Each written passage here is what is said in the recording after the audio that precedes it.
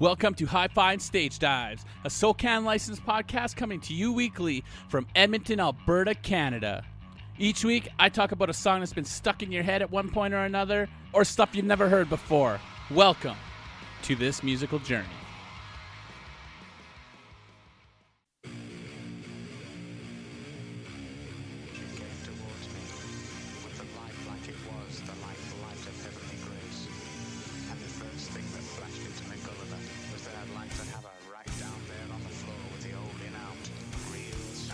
Hello and welcome back to Hi-Fi and Stage Dives. Thank you guys for listening. Happy New Year's. Hope everybody had a wicked New Year's. Made all those promises to everybody.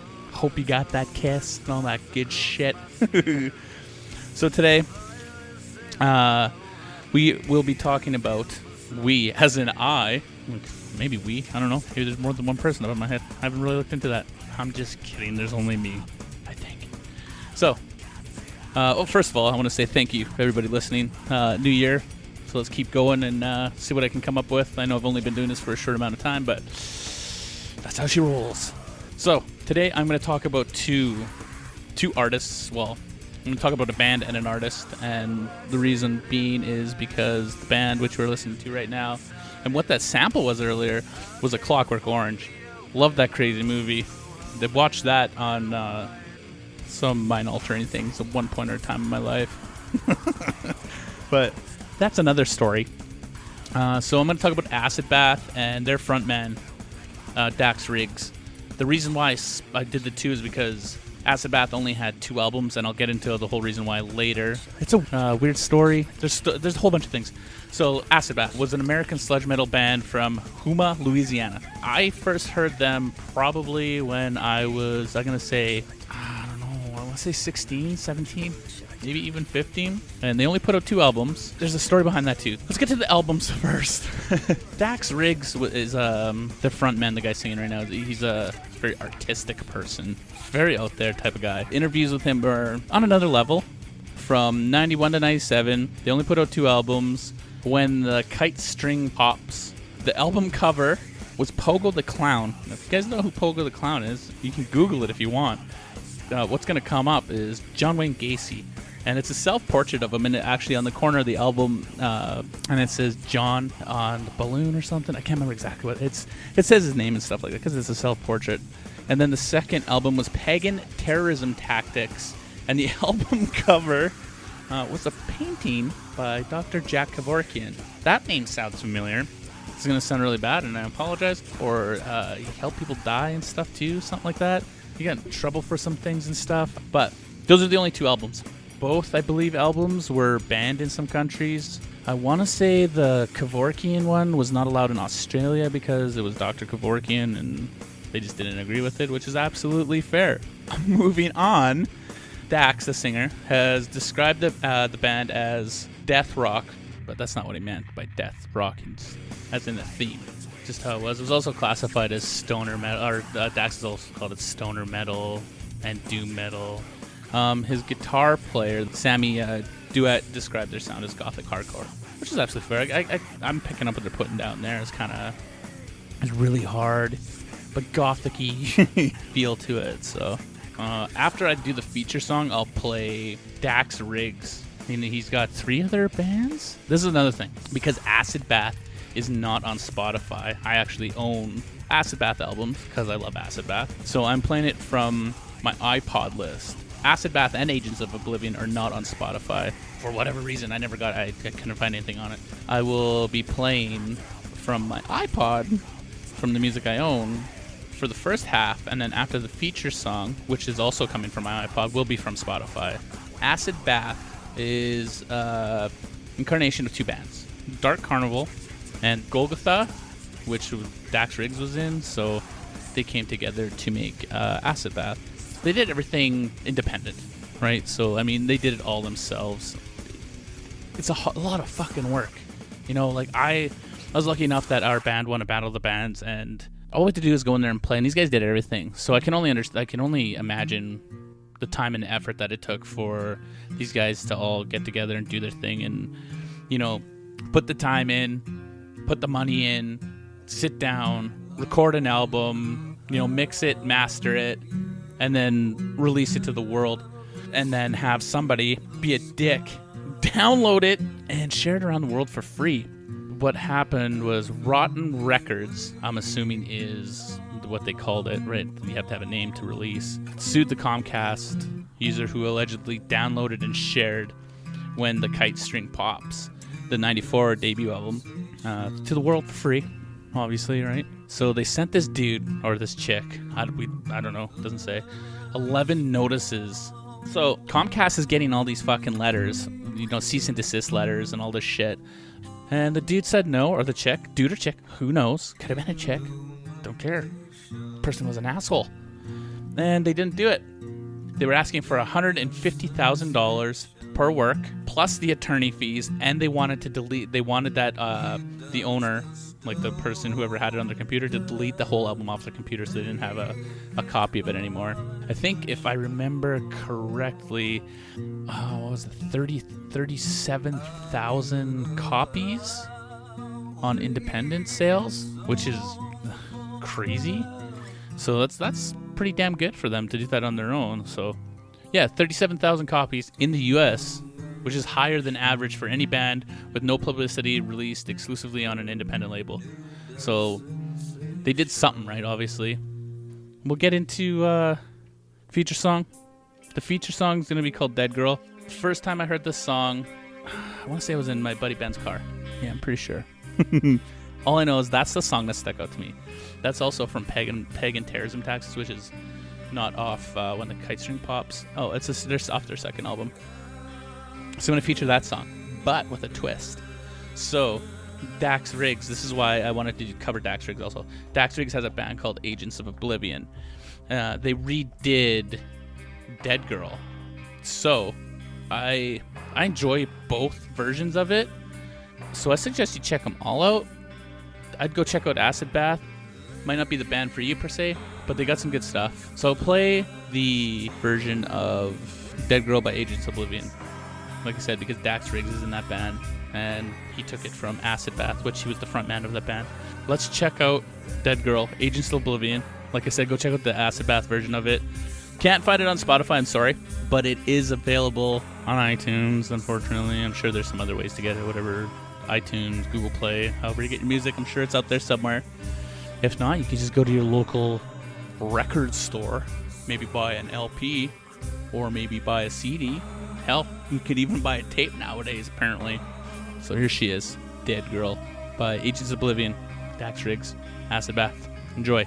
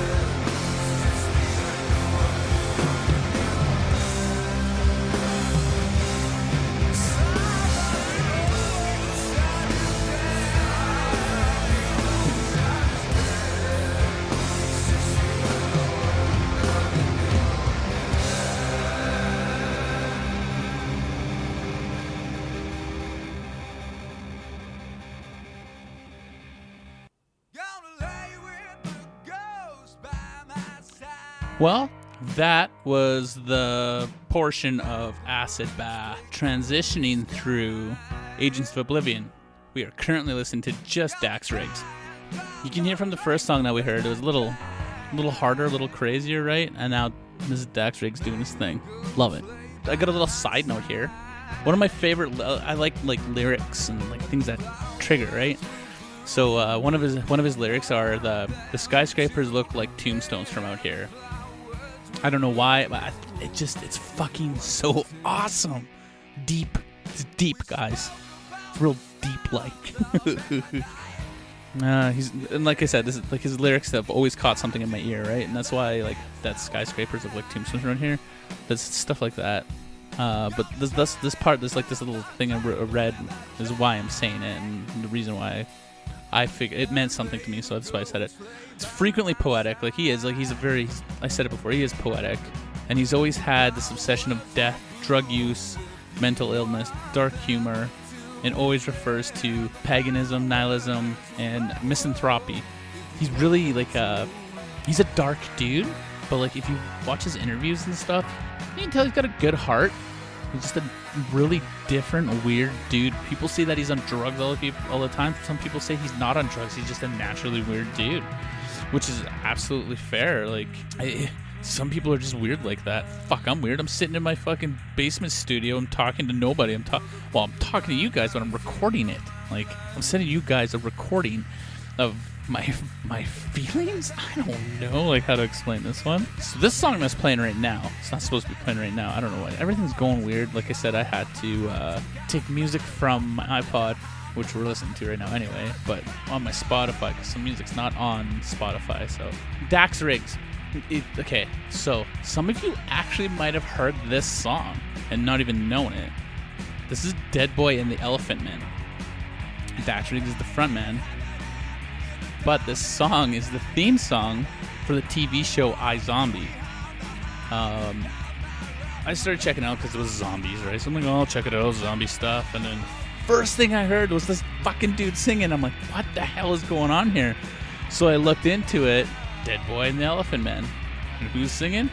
Mr. Dax Riggs. So who knows? You guys might have heard Dax Riggs and just didn't know it, right? You just think it's some kind of leftover music. I have always loved Acid Bath for like the raw hardcore meanness that, like, you know, like the dirtness, darkness, but there's always those hints of slow melodic sway in it, and that's why I liked it. Like, and this song right here is a perfect example. Like, the dude could go from playing really hardcore shit to stuff that's on a TV show. Like, kind of a genius, right? Like, it's not every day that somebody can just, hey guys, I'm gonna write a song about this.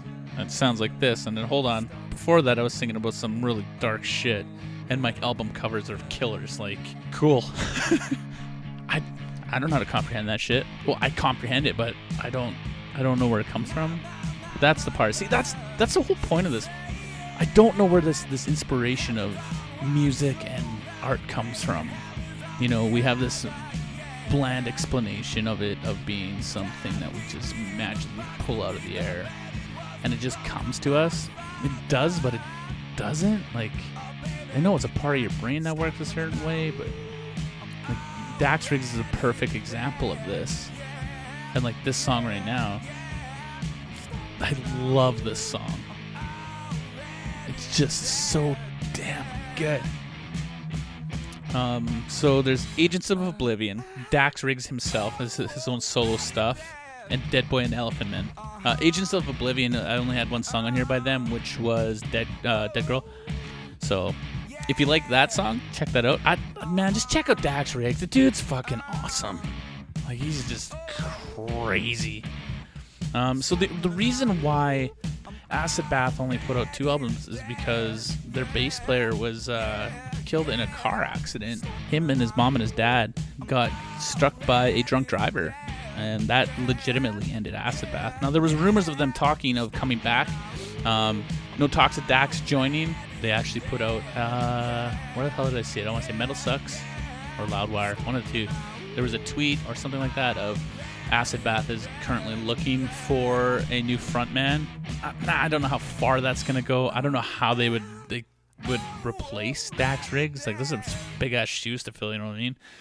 Like, he's just not an everyday dude that you can just, hey, put it out there and, hey, you want to come sing in my band? I mean, fuck. It's Dax Riggs, man. But that was the end of Acid Bath. Fuck you, drunk drivers. That's one thing I've never done, never will do, is drinking and driving. Never, ever. It was just something always just, even before, it was just drilled in. It wasn't even drilled into me. Even before that, it just, something made sense not to drink and drive. I don't know what it is. It's just how it was. So yeah, that was Dax Riggs and Acid Bath. Opened my mind to a whole bunch of different music at that part of my life. Agents of Oblivion is actually because Ben, my homie Ben, that showed me Acid Bath. He's like, yo man, check out Agents of Oblivion. They do Dead Girl, but it's Dax Riggs. And see, there's rumors that there's also rumors that Dax Riggs had died, but I think that's where it got messed up with the car accident and all that stuff. Because I remember talking to one of my homie Tony, who lives in California, who actually lives in Australia now. He knows of Acid Bath also and listens to Acid Bath. And he's like, yeah, I thought they died, blah, blah, blah, or Dax Riggs died. I'm like, and apparently not. So definitely glad that Dax is alive. It's shitty that their bass player died. They'd probably still be, who knows? They'd probably still be playing music right now, and who knows what kind of music they'd be playing. Probably be pretty fucking awesome though. Thank you for listening. That was another episode of Hi-Fi and Stage Dives. Have you heard Acid Bath before?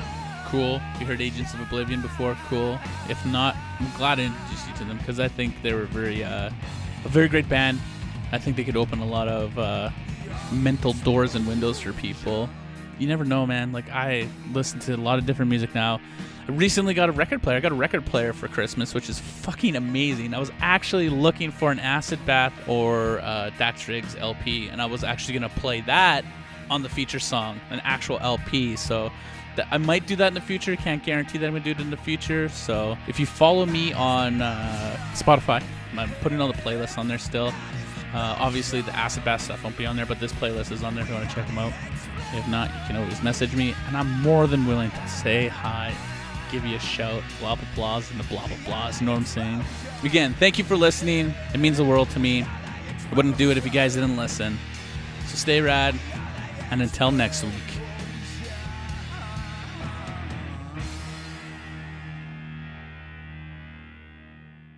Thank you again for listening to Hi-Fi and Stage Dives. It means the world to me. I'm glad you could come on this journey with me, and we'll keep doing it every week. Subscribe, rate and review, all that good stuff, and keep listening to music, because it only makes life better. And we'll see you on the flip side. Stay rad.